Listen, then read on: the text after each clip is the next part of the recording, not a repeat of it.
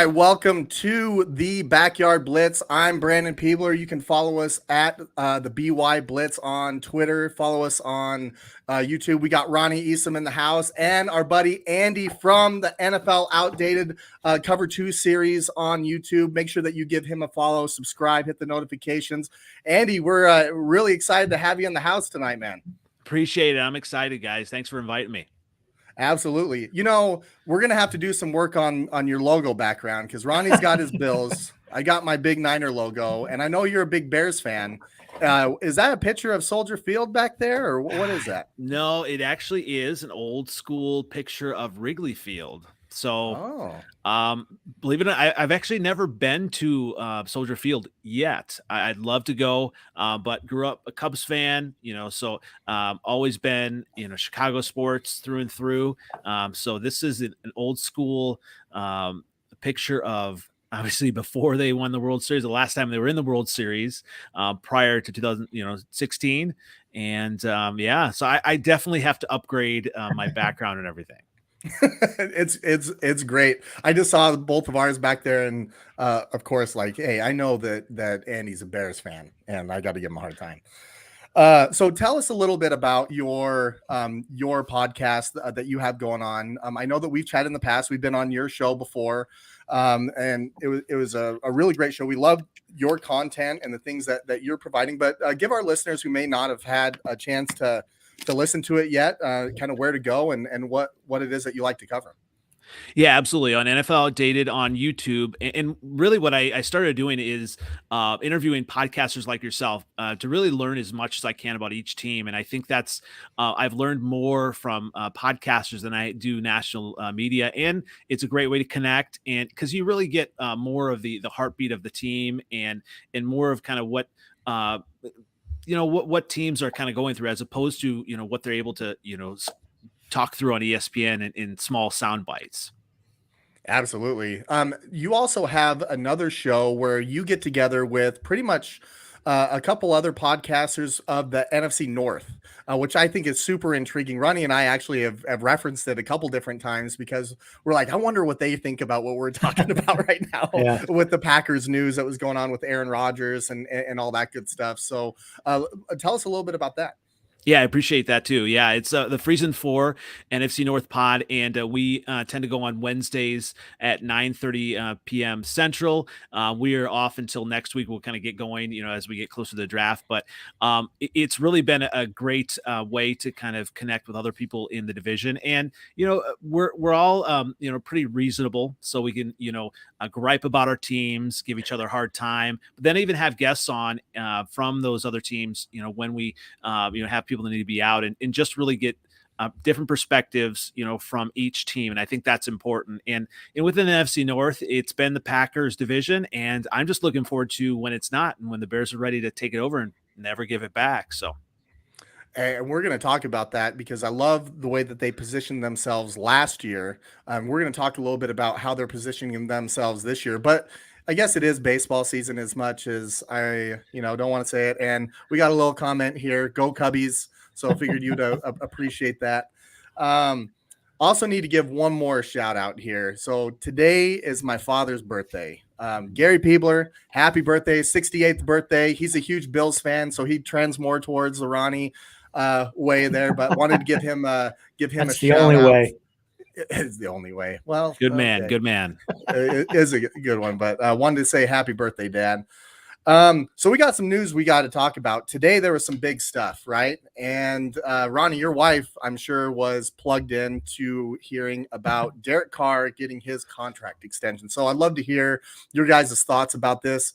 As he basically extends his 3-year extension for $121 million, $19.8 million. Basically add on to his one remaining year worth $19.8 million. But want to hear you guys' thoughts on it. I think it's great. We can finally put to rest all the rumors of trading him away, and they can just focus on the team and continue to build around him and build that team and what I believe is going to be a division champ this coming season. Ooh, division champ, Ronnie. I'm Are you calling him flipping now. coins over there? Are you flipping coins? Like, is anybody in that division? I think has an opportunity to win that Oh, division. It's going to be absolutely. crazy. Absolutely. I tend to go with Ronnie here. I mean, you look at Denver, and you don't know what kind of rust you're going to get, right? And the receivers, they're good, but they still have to have time to gel.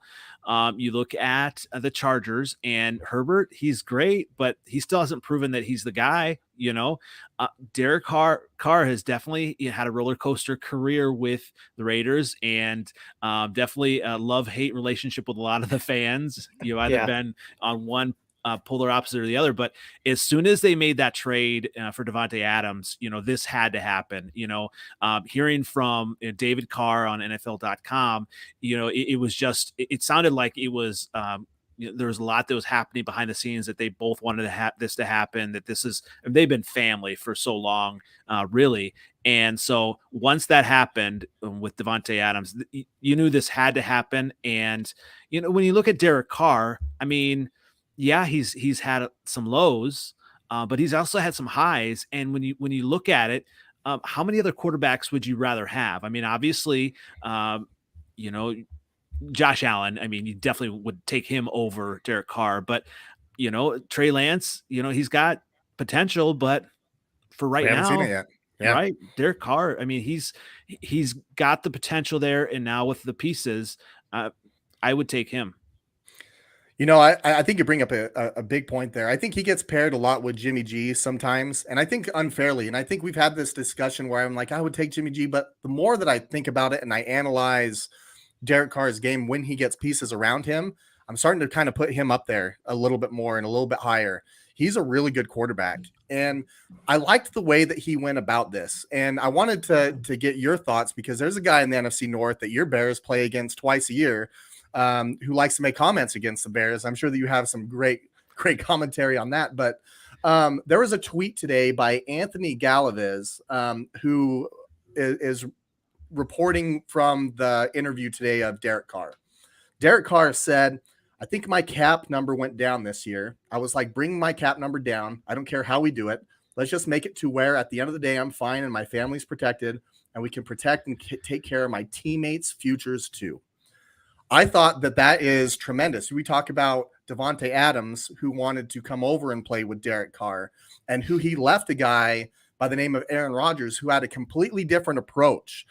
So, Andy, I would love to hear your thoughts on that and kind of those two different approaches, and how you feel like it fits within how the teammates might view him and overall the organization.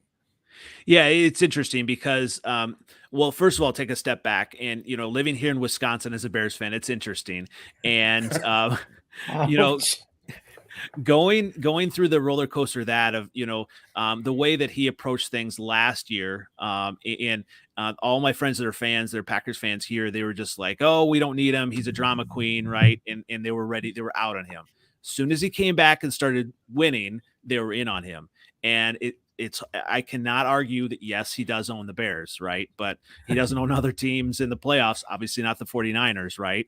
And it's going to be even tougher for him without Devontae Adams. I mean, I think there are a lot of Packer fans that are really in denial, and it's going to show. So I think he, as long as he's winning, everyone's going to love him, right? And I think the problem with Aaron Rodgers and the way he approaches things is he doesn't take accountability. You see him, barking at his teammates and doing a lot of blame, and he's got the talent and he can do it, but it's the exact opposite with Derek Carr. I mean, even with what happened Henry Ruggs. with Henry Ruggs, I mean, he came up and he was, looking at himself, what he could have done better, right? And that's the kind of leader that you want. And it's interesting that for the Raiders, they have this kind of mystique of they're the bad boys, and they have for so long with Howie Long and all that, that really, I mean, he is one of the best guys out there, but he also happens to be a very good football player, even though he's the ups and downs. So he's got both of those on his side, and now he's got an opportunity to really show that. Now, Aaron Rodgers, he's going to have to put up or shut up. It's so interesting. He gets a pass because he's got that Super Bowl, right? And I think quarterbacks do get a pass if they've got a Super Bowl win, that they've been there before. But it's there's no way that he should have, against the 49ers. Yes, they've got a fantastic defense, but there's no way that they should not have scored more points in that game. Absolutely. Absolutely. I got a couple questions for you as far as Aaron Rodgers, because we talked about this when Devontae Adams first left. I feel like this, and you mentioned it, a make or break here. I feel like this season could really hurt or enhance his legacy. What do you think about that? Yeah, absolutely. I mean, it's really, you look at it, I think it was kind of I think some Packers fans assume that, okay, since it's a one of those, the banner franchises in the league, that everyone's going to want to come there, and then Aaron Rodgers said it himself that people want to come and play with him. Well, we're starting to see maybe not, so it's going to be important. Can he, take all of his talent and take this team on his back? He's shown that he can do that at times in the regular season, right? But for whatever reason, it just doesn't happen in the postseason. I mean, I harp on this all the time. I mean, he beat Caleb Haney to get to his only Super Bowl, and I mean, he did beat, Roethlisberger, right? But Caleb Haney, so really that's not, that's really, not proving it. So when you look at the quarterbacks all time, and everyone puts Aaron Rodgers in the, that category, I would take Josh Allen in a heartbeat over Rodgers, overall, because, he elevates everyone. And it was interesting early on, I think, in Devontae Adams' career, it did seem that Aaron Rodgers elevated his stature and his career, but somehow, some way that stopped. And then in the playoffs, he was just really targeting him and not looking to other receivers. So it takes him a long time to trust receivers. So that's what's going to be interesting to see. Can he take time with new receivers, rookie receivers, and really, develop that relationship? And it came out, I think it was today or yesterday, I think maybe it's today, that he's going to skip the voluntary sessions. Yeah. So he's already proven that he's all about himself. He doesn't, care about, that rapport, and he's going to need that. And that's really going to show. And that, honestly, it could tarnish his legacy. I absolutely agree. And I think just kind of looking at the two different ways that Derek Carr and Aaron have gone about their contracts this season specifically. Derek's able to bring guys in and bring people around. He's making statements of, we want to do this together. And he's been through so much adversity in his career. I mean, you think of the regime after regime after regime, not to mention what just happened this last year, but you think about the one reason that he doesn't have a playoff victory under his belt is because he broke his leg when they went 12-4 before they had an opportunity in the playoffs. And he hasn't had guys around him. This is really kind of one of the first times he's had people around him. Aaron's kind of been spoiled. He's had guys around him. He's had guys like Devontae Adams. He's had guys like Donald Driver. He's had guys all around him to make him look good. And I think this is the first year that he kind of doesn't have that. And the reason he doesn't have that is because of his contract, quite frankly, and how he kind of goes about stuff and alienates himself away from some of his teammates. So part of it is, I want to ask you, do you think that how competitive the AFC West is this year? Do you think some of that might have gone into how Derek Carr viewed his situation?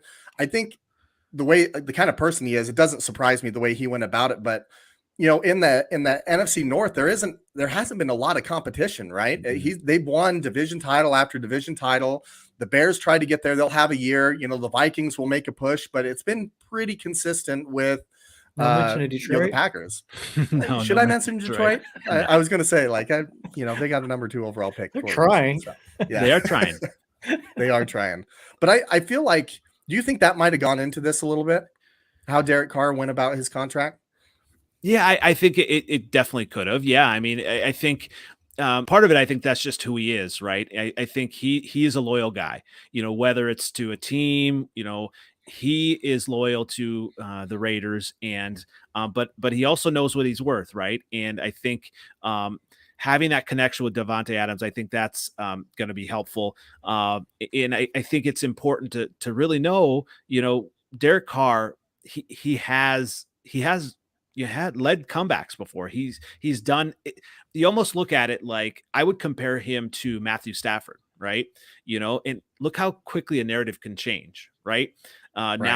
Now the Rams are favored. Obviously, they're retooling and adding pieces and stuff like that. But now Matthew Stafford is looked at differently. He's got the commercials now, in all of that, and I think it can really change in an instant.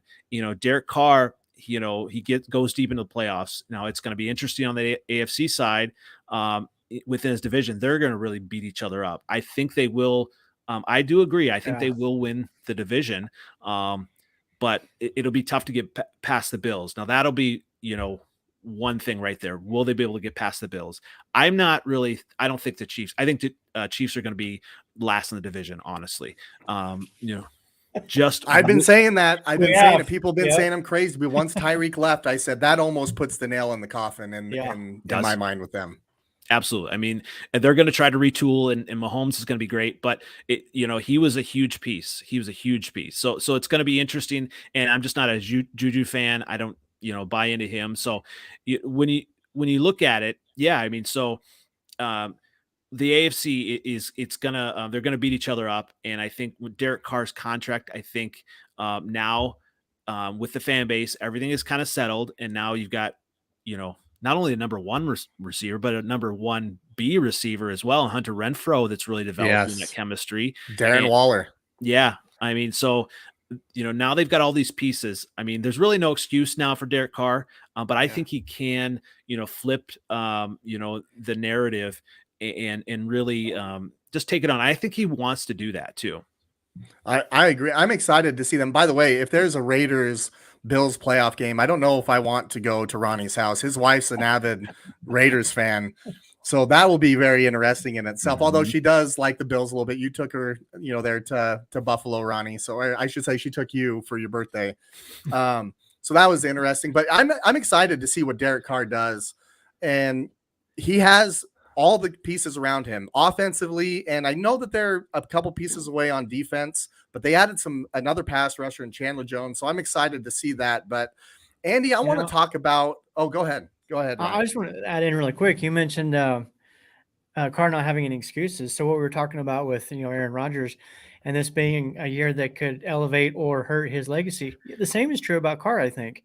Now that he has the pieces around and he's got somewhat of a better defense, probably maybe the best defensive squad that he's had to work with. This could really, I mean, if the Raiders falter, everybody's going to look at him. Especially after you got the contract now. Yeah. Got Adams, the big contract. Yeah. Yeah, there's no excuse for him as well. And I love your mom's comments here. This is good stuff. Oh, it's just Bills, Josh Allen. She's avid. I mean, I can just bring him up right here. Josh is the guy. There you go. Next one. There you go. Oh, yes. Josh Allen here is such a great player and person. She loves Josh Allen. Matter of fact, she used to be a Niners fan, by the way. I'm not going to go there. I mean, how can you not be a Josh Allen fan? Though? Yeah, she does live with my father, and he's a big Bills fan, so I get it. But Andy, I want to talk about your Chicago Bears. Now, I'm hearing a lot of things that are kind of polarizing, right? I'm hearing Adam Rank tweeted today that he feels like that they're going to build with Justin Fields in the draft.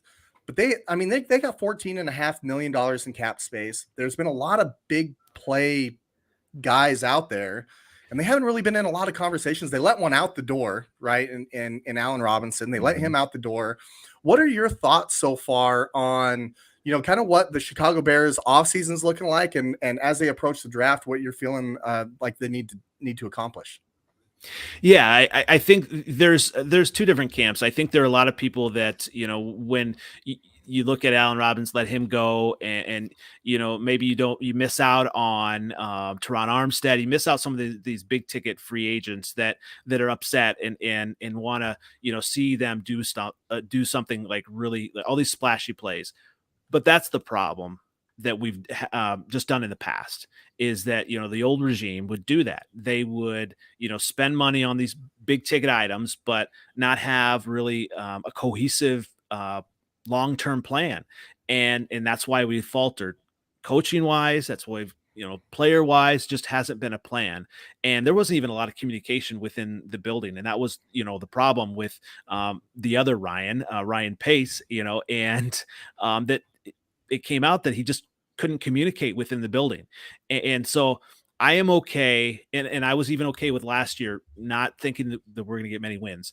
This takes a while to build. If you want to build long term, I mean, really, the franchise that everyone is looking at and should be looking at is the Bills, right? And how they, took their time and built. And obviously, then they, not only that, they made all these right decisions. They flipped the roster pretty quickly, so it's possible to do that if you have the right people in the building. They're making the right choices. And now I think the Bears have that. And yes, we've missed out on some big ticket items, and there's some that we're waiting on, and I'm okay with that. Allen Robinson, he just is not a good fit with within the organization and with Justin Fields. He Justin Fields needs to learn about what NFL Open is versus what college Open is, and Allen Robinson was good about getting NFL Open. And that was just not a connection last year with Justin Fields. They just weren't on the same page. So I think, and then he really did do some kind of underhanded things on Instagram, and then just some passive aggressive things, and he did kind of quit on the team. And so I wish Allen Robinson the best, but it was time for him to move on. And the biggest thing is in the draft, hopefully they do pick up either an offensive tackle or a wide receiver. They need, or both. They're going to need something there. It'll be interesting to see kind of what falls to them, because I do not want them to try to trade up to get something that because that's what they've done in the past. I mean, thankfully they traded up to get Justin Fields, and that was the right move. I was surprised at the time, but they've done it in the past where they've traded up and wasted all these picks to get players that they could have gotten further down, Mitchell Trubisky, all of that, and so they really definitely need the offensive tackle, get that offensive line. Get the trenches, and Ryan Poles, I think, really wants to build that way. So that's going to be huge. And then obviously a wide receiver, because Darnell Mooney, he's not a number one. He's a number two. Right. He's a very good number two, but we need a number one wide receiver to pair with him. Yeah, I agree with you. I agree with you there. I think I like Justin Fields. I actually, in last year's draft, I was hoping that the 49ers were going to take him. The more I watched his tape, watching him run down the field on an option play after he pitched the ball to make a lead block to get the guy to score. Like, the guy loves the game. Mm-hmm. He made an unbelievable play against the 49ers this last year on I think it was 4th and 2. Armstead had him dead to right. He makes 3 guys miss, Bosa being one of them. And scores a 20-some-odd yard touchdown. The guy has star power. And you can just see it in him. You see flashes, but then you see the rookie, right? Mm-hmm. You see, and Josh Allen had that. And I think in this day and age, especially with social media, everybody wants things now. They want their messages now. They want things to happen right now. Quarterback doesn't happen right now in the NFL. Rarely does. The Patrick Mahomes does not happen like he does. Even he took a time to wait, by the way. Nobody likes to talk about that. It was Alex Smith there for a while. Yeah, he sat his first year. So people need to be patient. And I think I wanted to talk to you about 2 things, because one, so the 49ers, the way that they started to build theirs, right? It wasn't that long ago where their GM was gone and their head coach was gone, and they paired them together. And in Chicago, they did the same thing. And I wanted to kind of get your thoughts on, are you a fan of that? Are you a fan of them kind of pairing in together? Because it sounds like there was communication issues before with that. And kind of wanted to get your thoughts on that. And same with you, Ronnie. Yeah, you almost need to do that. I mean, you almost have to have the same like clock, okay, you got because that was the talk that, that maybe they were going to let Ryan Pace stay in somewhere in the organization. Yeah, we got, you know, Ryan's there, yeah. two Ryan and a Matt again, just hopefully a better Ryan and Matt this time.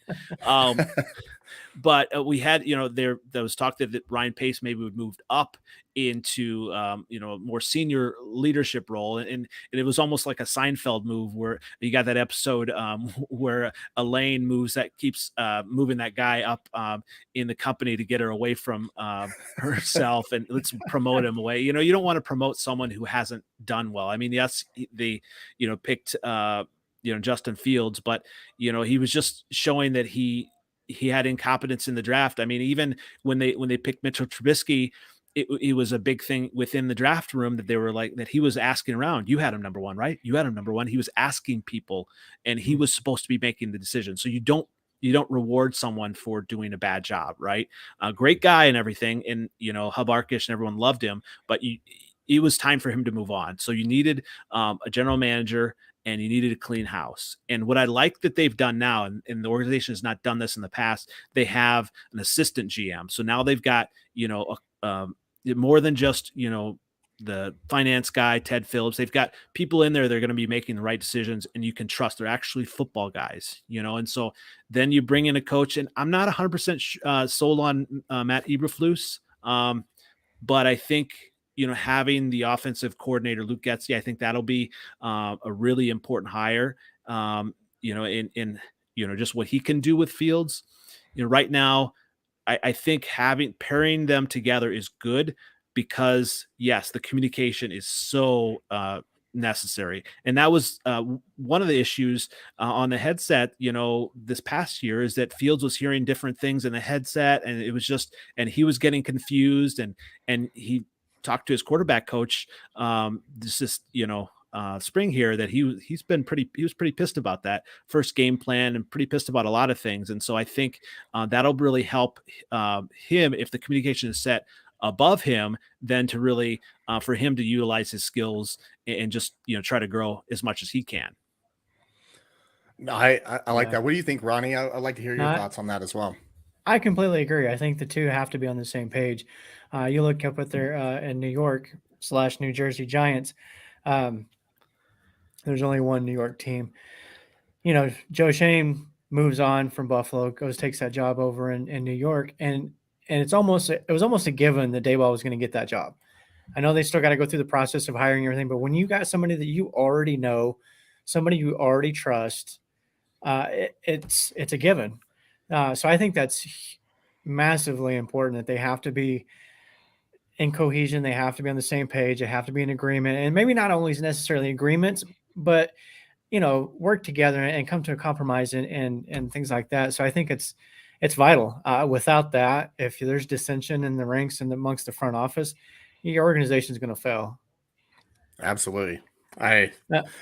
You can see it all across the NFL, right? You hear about those front offices. I mean, it wasn't that long ago that we're hearing all this. I mean, look at the Jacksonville players. Travis Etienne said, "Hey, I tore my ACL, but the good news was that was a hell of a year to miss. I'm glad that I missed it." And a player saying stuff like that, and that's going to the front office leadership, the style of the coach and how he went about it. Now, that's probably worst case scenario, but you see it throughout. I mean, look at the Detroit Lions. They've been trying to get it right for how long? The Cleveland Browns are still trying to get it right. I don't know if they have, even with Deshaun Watson coming in, because there's a lot of, eyeballs rolling and all that with how they handled that entire situation. Baker's pissed. He had a podcast where he's talking about how he feels disrespected. So I think it's critical when you're trying to build a team and you're trying to have a young quarterback who's hearing two different messages, and he's got enough going on. He's got protections to call. He's got hot routes. He's got two plays that he's got to try to figure out, which one he needs to go to, all in, 40 seconds to get the play in, to get up there, to make the call, to set Hut. He's got a lot going on. So he hears two different things. That's huge, especially for a rookie. There's a lot of veterans that couldn't do that. Yeah. So I want to hear. Oh, go ahead, Ronnie. I just wanted to ask this question because, we've talked about it a few times, and I'm on this hill and I might die there. Trubisky, you've brought him up a couple of times now in your comments. What do you Oh, think about no. him in No. Pittsburgh? All right, here we go. No, honestly, I think the best spot that possibly could have been for him is Pittsburgh. I mean, you've got uh, a quarterback that had confidence issues, and a lot of it was on coaching as well. I mean, we just botched that coaching. I mean, Nagy didn't want him. So that makes a difference when you don't have confidence from your head coach. I mean, and the messages are all messed up. So I think for him to go to Buffalo for a year and learn as much as he can from the organization, from Josh Allen, for someone who is elite, and now to go to Pittsburgh where you have a coach who's done it before, and the one knock on Mitchell Trubisky is, could he can he do it when it matters, and when you look at Mike Tomlin, he's done it his whole career, and he's done it when it matters. So if you have a coach that's got that kind of confidence, I think that's probably the best place for him it's a win-win situation for him and the Steelers. If he does well this year, they can say, see, look, we could do it, and as a Bears fan, I would have no ill feelings, because it was time for him to move on in Chicago anyway. It was time. So I think he's going to do well. I don't think he's going to be the long-term answer at quarterback. I think they may draft someone, whether it's Malik Willis or whoever. I think they're going to, at least pick someone up. I mean, they need to, right? Yeah. And I think, unfortunate about Dwayne Haskins, that whole situation. He was going to have an opportunity to compete, and I was excited between Mason Rudolph, Mitch Trubisky, and Dwayne Haskins. Those are all guys that have You said been excited and Rudolph in the same sentence. Yeah, I get it. But I'm also like, there's two guys there, especially with, what Scott's saying here is somebody that deserved a second chance. I wanted to see how Dwayne Haskins was going to go about that. He was going to have an opportunity. Mitch, he's going to have an opportunity. And that's all you can ever ask in the NFL, especially when you're on your second team after you were highly touted draft pick, right? So I'm excited to see what he does, Ronnie. I know that, once he's been a Bill, you're always going to have, love for that guy. I mean, he was your backup. I told you I liked him Ronnie. before he went to Buffalo. I liked him. And I've always felt like watching him in Chicago, he just did not get a fair shake. And Andy, you even mentioned it, the whole coaching situation. I feel like now he's going to have the opportunity. And going back to what we just said about Carr, this is a make or break year for Trubisky, I think. If he goes out there and fails, he'll probably get a backup gig somewhere, if not with the Steelers. But I think as far as his starting career goes, this is it for him this year if he doesn't prove it. Yeah, I agree. Yes and no, though. I mean, I think you get a quarterback who's got potential and talent and are young. He may get some type of opportunity. It's different with Carr because Carr is expected to be the guy, right? Trubisky's That's coming true. in. He's not expected to be the guy. You've got Deontay Johnson. You've got Najee Harris. You've got Mike Tomlin. Mike Tomlin is the guy.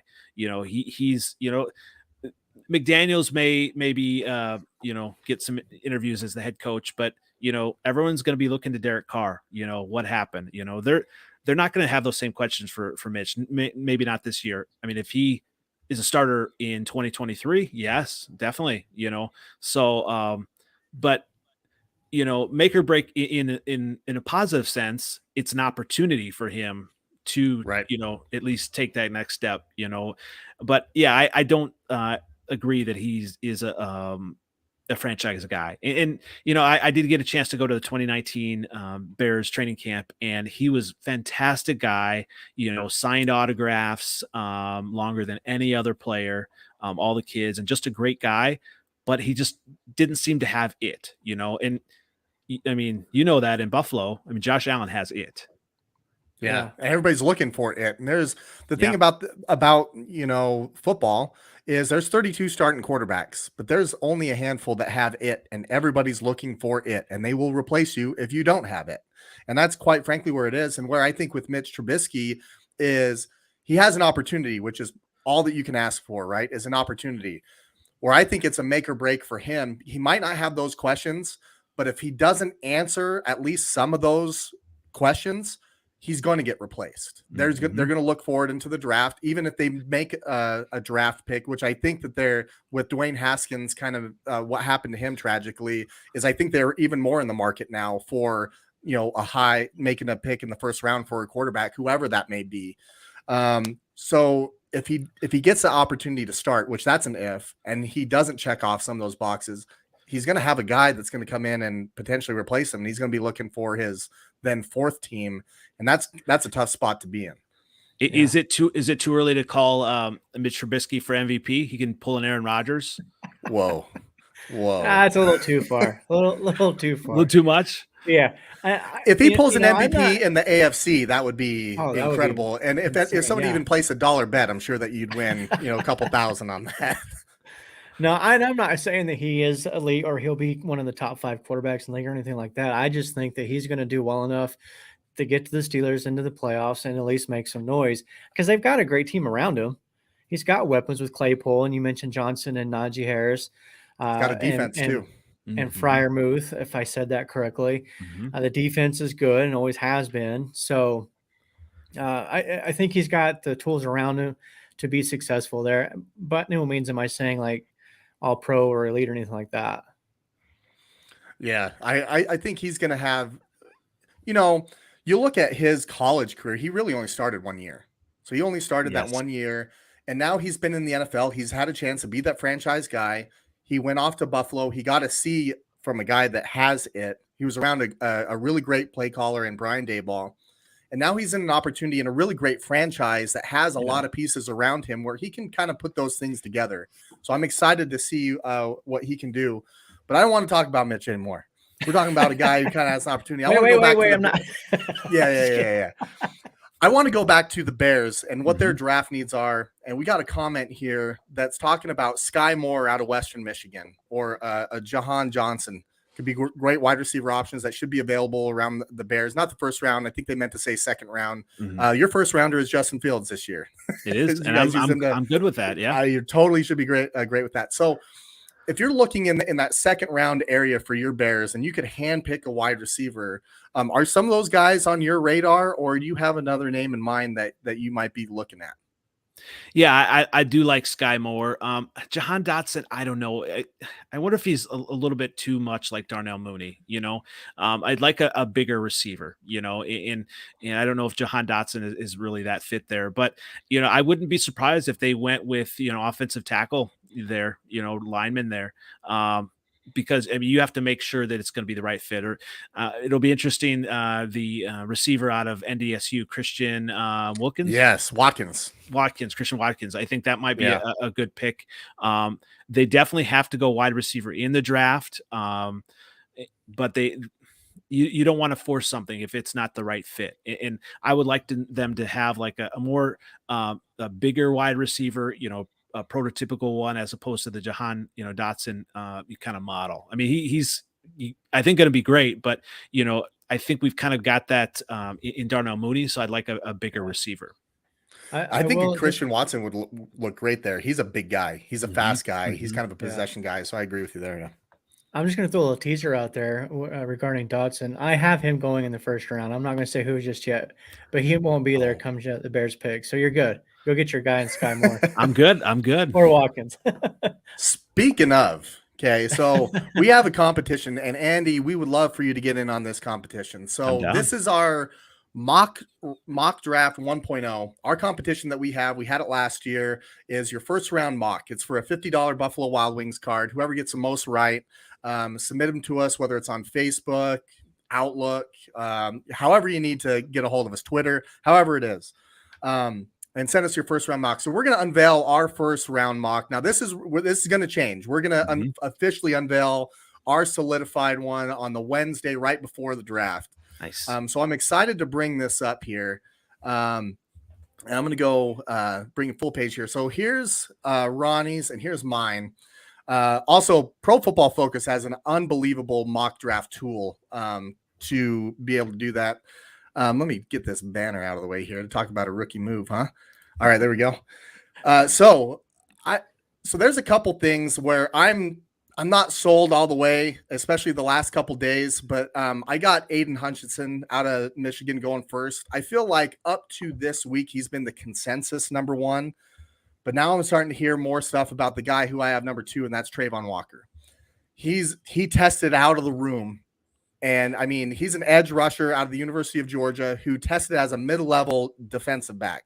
If that puts any sort of, I mean, this guy can jump, fly around. He's got a great 10-yard split, which that you look for. I'm not convinced that the Lions are going to pick at number two as well. I'm wondering about that. The Texans, now this mock, last year we had quarterbacks going top 10. We had like 5 quarterbacks, that could have gone top 10. 5 went in, I think it was the top 15, right? Bears picked Fields at 11. The Patriots end up getting Mac Jones, I believe it was at 15. So we don't really have that. This quarterback class, you can make an argument for there's not one that's going to go in the first round. I'm leaning more towards now because of need. Teams will pick at least 1 or 2 will go in the first round. There's really only one that I've heard that has a first round grade, and that's Desmond Ritter, but I have him going a little bit later because Malik Willis he's got enough hype around him. He's a good dude. He's you got pictures of him giving homeless people his clothes at the combine. Tremendous story. I thought that was awesome. He had a great workout that was insane. That last throw, and you see how he celebrated. That's a lot to.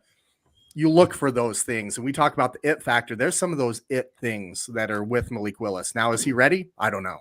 I don't think he is. I think against the blitz, Pro Football Focus has him rated extremely low. And when you watch his film, he relies heavily on his athleticism when he gets in trouble. In the NFL, everybody's fast. You got Trayvon Walker's at almost every position in the NFL, so he's going to have a hard time with that. But going through here, I got the Texans taking Evan Neal, tackle out of Alabama. I feel like they're not in the market for a quarterback. They really like, oh my gosh, I'm trying to think of his Mills. Thank you very much. David Mills. He played really well out of all the rookie quarterbacks. I was very impressed, especially with what he had around him. They solidified Brandon Cooks. I don't think that they're going to get a receiver at 3. I think this is a draft where it's tremendously deep at a lot of positions, a receiver being one of those, DB being one of those. So I feel like if they really like David Mills, like they say, you got to protect him. Let's get a tackle. Sauce Gardner, I think he is the best cover corner in this draft. He's lanky. He's tall. He makes a lot of plays on the ball. And from what Robert Saleh likes to do on defense, he has that Richard Sherman type of prototype that he's a big corner, big lengthy corner. And that is something that I feel like the Jets would really like there. So I got Sauce Gardner going number 4. Now here's where it gets really murky after this, because the Giants, you can make an argument that they could go quarterback. You can make an argument that they can go receiver. They have a lot of needs. They've said a lot of stuff about Daniel Jones, about him being their guy. They have a lot of opportunity on the offensive line. I think they got to go offensive line here. I think they go with Ikwanu from North Carolina State. Now, the Panthers, this was a tough one. And I feel like you could see your first quarterback go here. Sam Darnold is looking like their guy going into camp, but they need another guy. It doesn't look like Cam Newton's going to really do much. I feel like that boat's kind of sailed a little bit, so I wouldn't be surprised if they took one. However, if there is a draft day trade or they have their eyes on Jimmy Garoppolo when he gets healthy, which is a possibility, they might look at something else. So that's why I'm kind of thinking, I don't think that they have to go quarterback. If they had to, I think you'd see it, but I don't think they have to. So I think you try to solidify that offensive line for whoever that guy is, whether it's going to be Sam Darnold, Jimmy Garoppolo, or a guy that they take in the second round potentially. You go get a tackle and you get Charles Cross out of Mississippi State.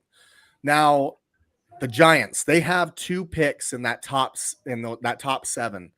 And they have a lot of needs, like I said, but a lot of teams have been there. There's really 3 positions that if you're looking to make a splash that you have to have solidified. If you're going to be a good football team, got to have a good tackle, got to have a quarterback, and you got to have a good edge rusher. I think this is where Thibodeau goes.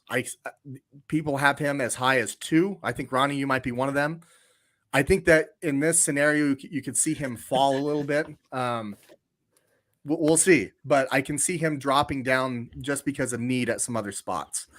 Then I got Atlanta. Oh, go ahead, Ronnie. I'd like to hear what you have So a to say couple about that. well, so I'm going to back up just a little bit first. So your picks on the offensive line, I think you said 3 and 5, right? Yep. Yeah. Same thing for me, except I flipped those players. I've got Iquanu going number 3, right? And then again, going back to the Kayvon Thibodeau, he's almost out of my top 10 actually. Oh, okay. I thought you Really? were gonna roast me on that, Wow. Ronnie.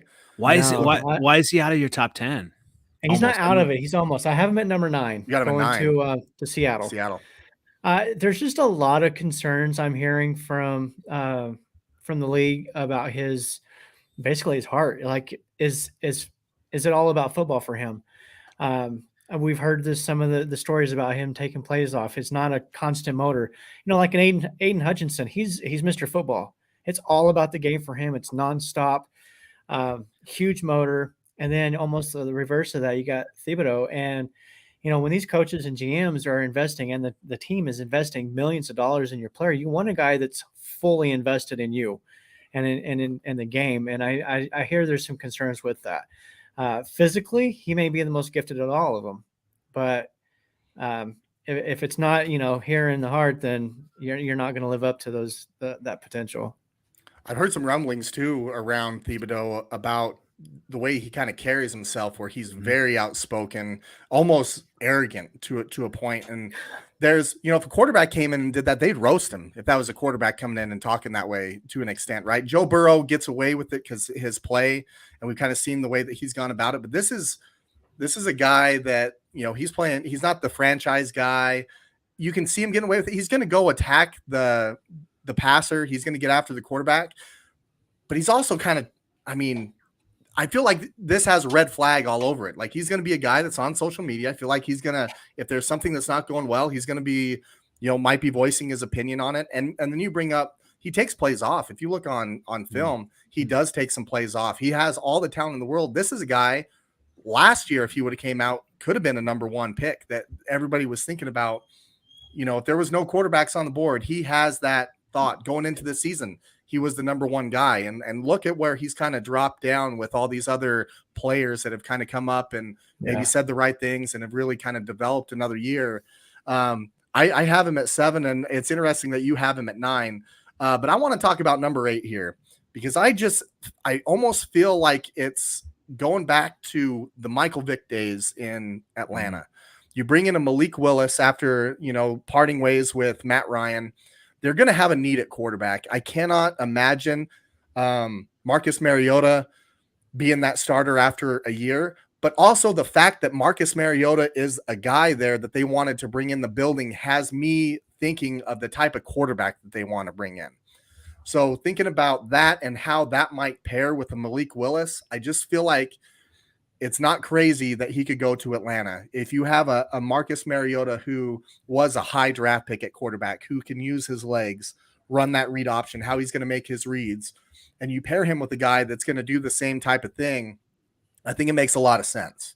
I do see what you're saying there. Definitely. Yeah. With that, the only thing I would worry about with the Falcons is they've got so many holes, right? When you look at a team and you wanted to get a quarterback, and really the teams that are successful are the teams that have quarterbacks that are still on the rookie deals, right? That haven't just gone after all the bank and gotten all the money. And if you're getting a quarterback, you want to, Malik Willis will take probably a year to develop, right? But how many more pieces do they need to surround him in just to really be competitive, right? And so I think there's a lot more that they need to, especially defensively, that they just really need to solidify the team before picking up a quarterback.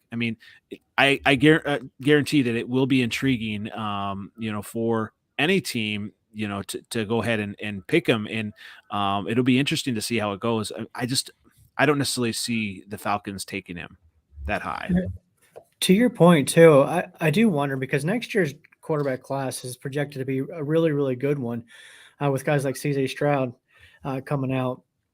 So I do wonder if teams, managers actually look ahead even that far and say in Atlanta and be like, okay, if it doesn't work out with Mariota, we're probably gonna be picking high again next year. So let's go ahead and use these draft picks to try to build the rest of the roster, and then next year be in a position to focus on one of these top QB talents. And then I mean, I just wonder if some of the GMs look at kind of playing that way. It's interesting. It's definitely interesting. I agree with you. There's a ton of holes in Atlanta, but the way that this draft is, it has so much depth. You can get a receiver, you can get some other players, potentially. I wouldn't oppose them going for an edge rusher here, a corner here potentially. Reason I selected Malik is because of what I believe the NFL stands for, and that's not for long. Mm-hmm. There's not a lot of fan bases that are patient with, hey, you want to know what? Let's go ahead and tank for a year, right? I don't know if they're paying money for losses, like there's been some reports of in other franchises. Yeah. And I'm not saying that they're banking on tanking. I'm just saying they're in a position with Mariota that they may be relatively successful. Mm-hmm. I mean, he's been a starting quarterback before. He wasn't an elite one or anything by any measure, but I think if they have some pieces, then they might be okay with him. But if not, they can build the rest of the roster. So for me, I actually have them taking Garrett Wilson, wide receiver, out of Ohio State, and especially with the situation with Calvin Ridley, who knows what's going to happen with his future. I'd be shocked if he even plays in Atlanta again, honestly. But yeah, so I got Wilson. I'm sorry, Brandon. Ronnie wins. No, I think Ronnie on that one is right. I'll be completely honest here. I think that Atlanta moves out of the number 8 spot. I think they have so many holes. I think they're going to trade back. They could, yeah. When we do these mocks, I don't predict a lot of trades, but I definitely think this one right here, Malik Willis going to Atlanta. I don't think if Atlanta is in the 8th spot, I'm going to be shocked there. I do. Somebody else agrees with us. Yeah. Yeah. No, I agree with you there. And like I said, I can see it happen. That's my first shocking pick in this one. I can see a scenario that they could do it. I mean, if you look in their division, the quarterback is a spot where they just lost one and they didn't get one in the Deshaun Watson sweepstakes. And you almost feel like, when you go out and you're out looking for cars and it turns into all of a sudden you're shopping for a car. And then it's like, well, I need to get this damn car. Like, I just need to get a car. And then all of a sudden you come home with, you go, congratulations. You bring home a car and then you think back on it and you're like, how did I end up with this car? How did I end up with this? Right. So my way of thinking on this is that they were so entrenched in getting a quarterback and wanting to get a guy, and the draft is right around the corner. I don't put it out of people's mind. Like, there's crazier things that have happened, and I can see a scenario where it does. I do agree the same scenario is Ohio State receiver, somebody else, edge rusher, something like that. Like, I do have Jermaine Johnson, and I'm kind of formulating my other one that potentially could be a guy that goes there. Let's go through these a little bit. I'm not going to go line by line because we will be here way more than an hour. But, Ronnie, you have Kyle Hamilton going number 2 in yours. I have him going number 11 to the Commanders here. What is your thought process on Kyle Hamilton? I'm a Notre Dame guy. I've got a chance to watch him a lot. I'm a big fan of the guy, but number 2 is pretty steep for me. It is for me too. I was kind of going back and forth on this. Okay, so Kyle Hamilton, a lot of experts and those in the front offices believe he might be actually the best defensive player, regardless of position in the draft.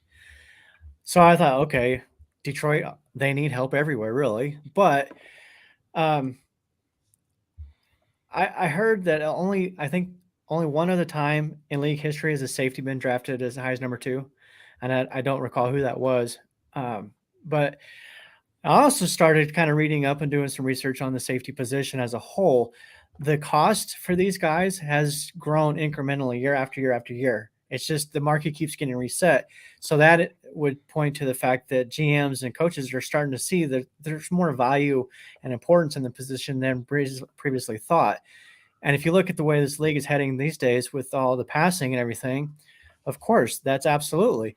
So, and I'm going to use, I always use Buffalo as an example, but I'm going to because they may have Shocker. arguably the Shocker. best safety duo in the game, right?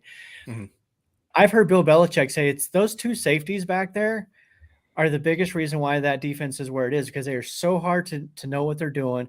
They're so hard to read. They disguise their coverages extremely well. So I look at the safety position as kind of almost a key to the defensive engine now. Like if you can get two guys back there that can do that and confuse defenses and confuse quarterbacks, that's huge. It makes everybody's job all around you so much easier. And I think it would be a huge lift for that defense if they can get somebody like Hamilton. What does Bill Belichick know about defense, Ronnie?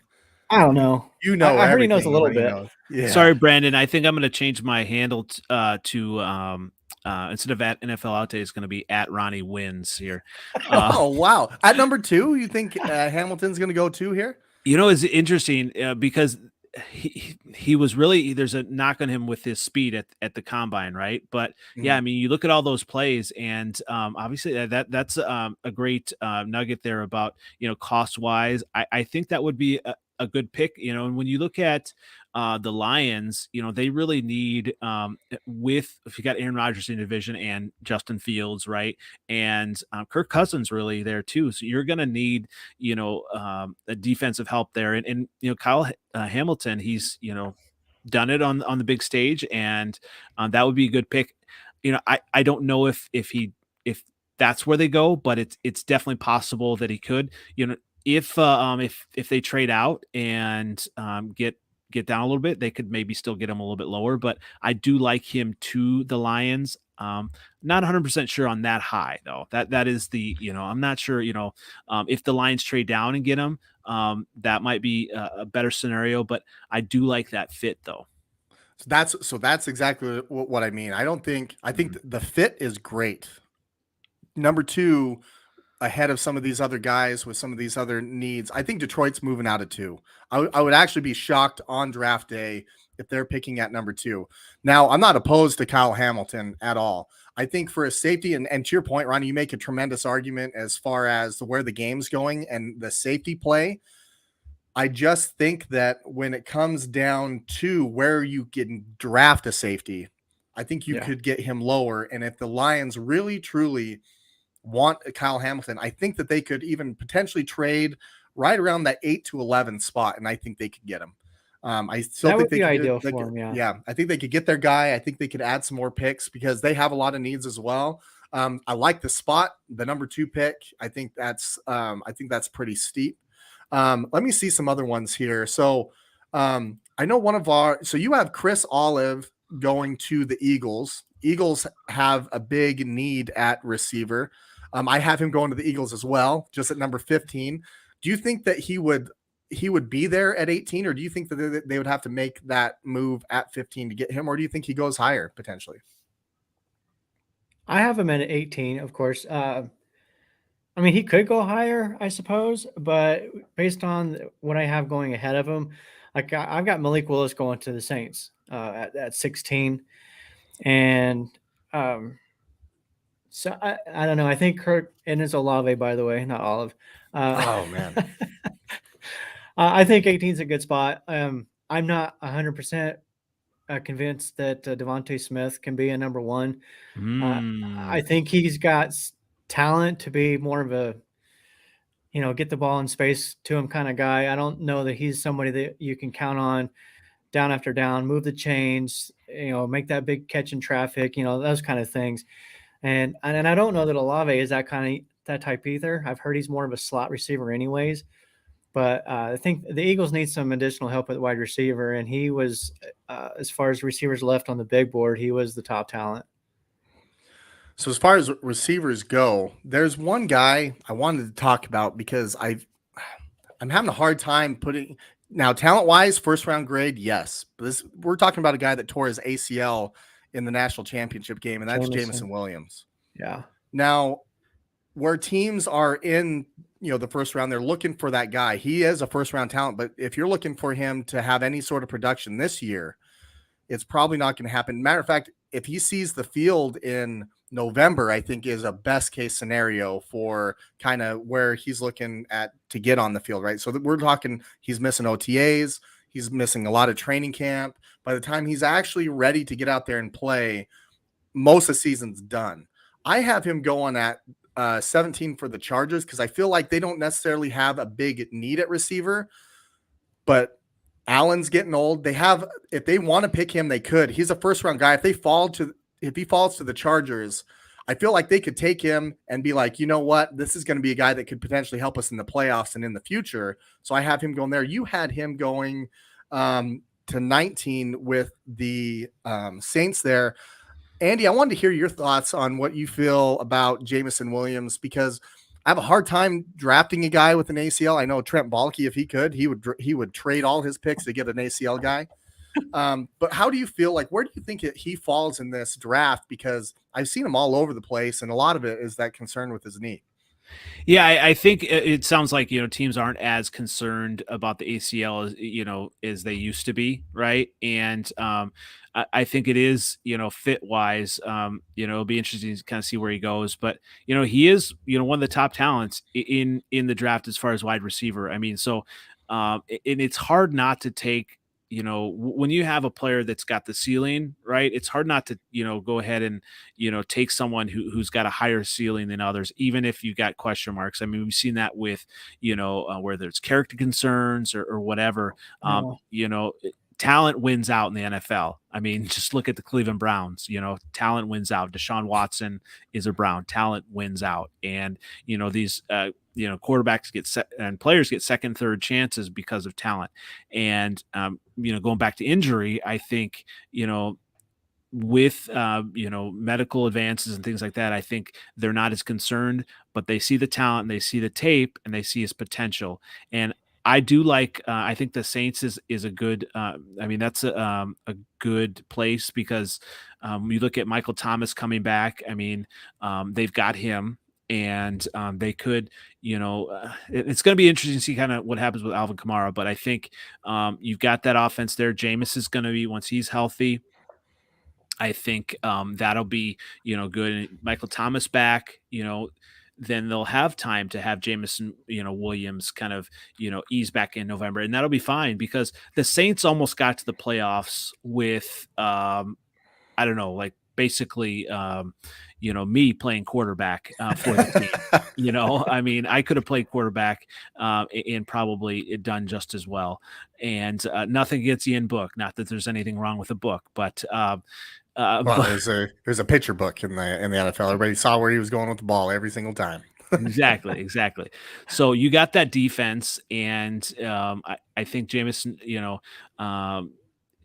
Winston is going to really be able to take that team. I do like Jameson Williams there.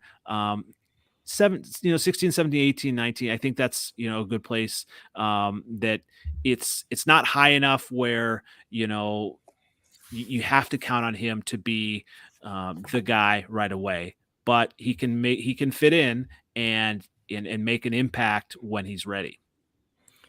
I've seen mock drafts as high as 10 with him. I've seen the Jets taking him. That's a little high. Yeah. I agree. I feel like, those teams that are in that top 10, especially, they're there for a reason. They have a lot of holes and they need guys now.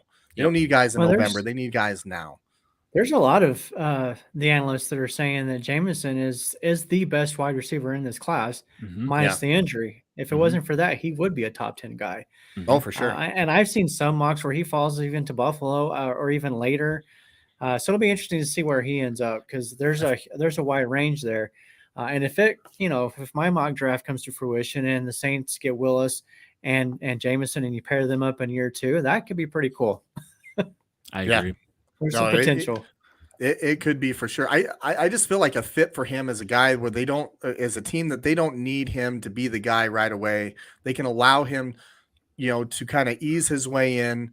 He's going to miss a lot of time. And I think it's going to be I honestly think he's going to go to a team that's going to be in the thick of things. That doesn't, Possible. They don't need to go around. They have a lot of stuff where they have edge rushers, they got quarterbacks, they got receivers, they got linebackers, and they're just looking to try to bolster their team, potentially down the road. I feel like he might fit in with, basically kind of where you guys are saying anywhere from 15. I can see him. I would have a hard time seeing him drop into the 20s, but I just feel like that area is a good spot for him.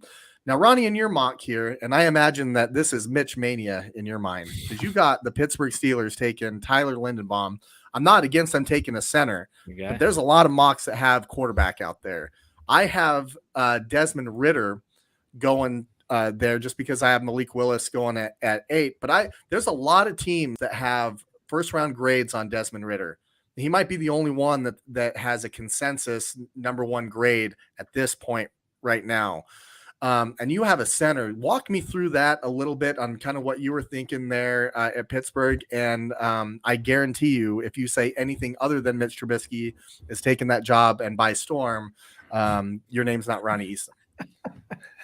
Honestly, I didn't even think about Mitch when I made that. So this one came down to 2 things. So we hear about, okay, when you're drafting, you're looking at team needs and best available player, right? That matched both of them when I got to this point. When I looked at it, I looked at the quarterbacks. Yeah, they could take a quarterback, and I would not fault them for doing so at this point. But I feel like they could still do that in round 2 as well. I feel like Ritter could fall to round 2 and probably will. I feel like you got Sam Howell that could fall to round 2. The only 2 that I see going in the first round are Willis and now I lost his name. Well, let's just take a look here. Let's take a look Pickett, at your mock draft. Pickett. I got Pickett. Yeah, going. Yeah, number 6 to Carolina, actually. So the only concern really with Linderbaum is he is a little bit undersized. But you look at the Steelers and their history of offensive linemen and the center position. I looked it up earlier today. They've got 3 Hall of Famers from the offensive line from the last few decades. They've got 2 guys that are 2-time All-Pros that just retired last year. They've proven that they can bring in offensive linemen and develop them into, superstars. And I'm not saying that that's Tyler Linderbaum. It could be. Who knows? We'll see. But that's a big need for them, is to kind of bolster that offensive line up a little bit and open up holes for Najee Harris. And that's why I went that way. I gotta tell you, that's my guy from Iowa, and if he falls to 20, they better run up there with that card, because watching him and just hearing about him and just everything that he means, he is the quarterback of the offensive line, and really, I mean, we've heard from quite a while that the Steelers' offensive line has just been horrible, right? And that's what they need, and if they're going to protect their assets, and Najee Harris is probably one of their biggest assets. Good old Mitch is also an asset, not as big one, right?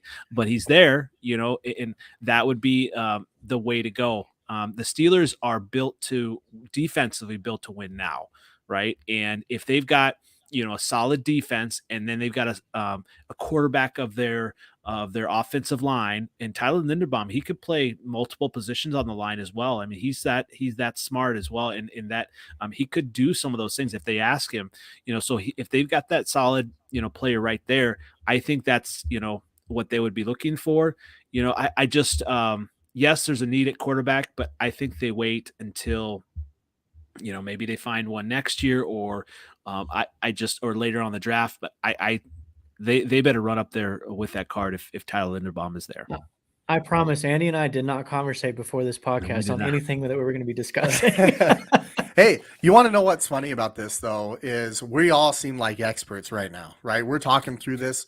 Right. This is going to get thrown out the damn window on April 28th. Absolutely. Like if we have 5 or 6, because there's going to be something that happens that's a domino that goes, oh, well, now that guy's going here, or this guy's going there. And that doesn't, especially these later picks, from 20 to 32. I would be shocked if the big one would be Detroit. If they do trade out of that spot, that's like March Madness busted right there. It is. Yeah. Well, I know it's getting late. There's one other thing I do want to talk about here, because you had Kenny Pickett going at 6, and I looked at that. I picked him. I unselected him. I picked him there. I unselected him again. Kenny Pickett, I imagine, is the Matt Rule connection, right? He recruited him out of Rutgers and was trying to, get him there. Kenny Pickett, it seems to be there's a lot of connections with that coaching staff and him there. What were your thoughts, Ronnie? You made the selection. You went ahead with him there, but I'd like to hear your thoughts. I think Temple, by the way. Sorry, not Rutgers. I think with Carolina, I think Matt Rule's job is on the line this year. So I was trying to look at the roster and be like, okay, who could they draft that might help them the most? And we've heard from a few, analysts that Carolina may very well be a quarterback away. And Pickett is, the consensus, the most NFL ready option there is. And we know what you're going to get with Sam Darnold. And I know there was talk about bringing Cam Newton back in too. That's not going to work out. So I think Pickett does give them the best chance. And maybe you get somebody like a Mac Jones out of Pickett. And if they can do that, they can compete in the NFC for a playoff spot and even a division title, because the NFC is not that strong this year, and we know that. So if Kenny Pickett can come in and at least be a Mac Jones, I think they got something. It's really it's funny that you did pick Kenny Pickett to the Panthers there. I had a chance to interview Will Kunkel, Fox, down at Carolina. He covers the team and everything for Fox Sports there, and he was at the combine, and we were having a conversation that he's like, he actually did see that the hand size, and he said that it's different on a water bottle for Kenny Pickett as opposed to some of these other players. That the water bottle, their hand just envelops the whole. Their hand just covers the whole water bottle, and Kenny Pickett just that. So that was the official test, that the water bottle test right there. That's awesome. But it's February football when you're talking about how the hand fits around the water bottle, right? Exactly. The problem I think with the pick there is they have so many needs, and I do think you're right. That it is kind of a make or break year for Matt Rule. I just think there's so many other needs. Offensive line is a huge one there. That's so I would see. I'm sorry, Ronnie. I'm flipping like a quarter here. This is a hashtag Brandon wins. But Charles Cross, I think, is a better fit there because of the need on the line. It's just horrible offensive line. And I think if you don't, if you pick a quarterback, it could be all good and well, but Kenny Pickett is not, going to be a Joe Burrow. He's just going to, you're getting killed, and his confidence is going to be shot. So I think that's a little bit high for Kenny Pickett. I think he could do well if they maybe trade down. But that's a little bit too high. I think Brandon wins on this one. Wow. 2 out of 3 ain't bad, Ronnie. There's a song about that. And we could have 3 or 4 teams trading out of the top 10 by the time this thing's I tell you, this one was extremely hard. Mine last year that I did, I felt really good about that top 10. I felt like I got through 1 through 5, and it fell pretty. You had Lawrence going first, and then you had Wilson going second. The one that was different was Lance, where I had Fields going instead of Lance, but it wasn't a shock to see Lance go there either. And then also where Detroit was drafting, and then where Jamar Chase was going, and then you could just see that unfold. And then it was like after that, the question marks of where it goes and if there was going to be a trade. This one is all over the place. Yeah. I can see Detroit trading down. I can see Carolina trading down. I can see, the Giants taking a couple different guys other than a tackle and edge rusher. Atlanta, what are they going to do? Are they shopping for a car and they're just hell bent on getting one? Or are they really going to take a look and try to, maybe trade out of that spot? That's a possibility. Which makes this way more fun. It is way more fun. I feel like if we had a reaction show on the draft on Thursday, April 28th, it'd be a lot of, oh man, I'm not good at this. This is a tough one. So, Andy, we loved having you on the show, man. If you'd love to get in on this mock draft challenge, we'd love to see, your thoughts. We're going to unveil ours on April 27th on our show. This has been great, man. We'd love to have you on again. Obviously, we've got a chance to conversate, but it's also getting late. And I know Central Time, it's about 10:18 over there. So you're probably wanting to get out of here. So, Ronnie, you have any closing thoughts for us? No, yeah, it was great having you here, Andy. We appreciate that, and we'll have to do this again for sure. Absolutely. Anytime, guys. Love it. Again, follow NFL Outdated on Twitter. Make sure that you check out his NFL Outdated Cover 2 series on YouTube. And it was also, was it the Freezing Four? Freezing 4. Yes. Freezing Four, yeah. Also, the Frozen 4 was taken, so I had to do yeah. Freezing 4. Yeah. Hey, it That might be works. trademarked or something. Absolutely, man. Make sure you check out his content. It's great. He really goes around the entire league and has a lot of conversations with a lot Good of stuff. podcasters, like you said. So it's really great. But we appreciate you having on. But it's getting late. Ronnie, for the Backyard Blitz, I think we're out, man. Yeah, you guys have a good night. We'll see you next week.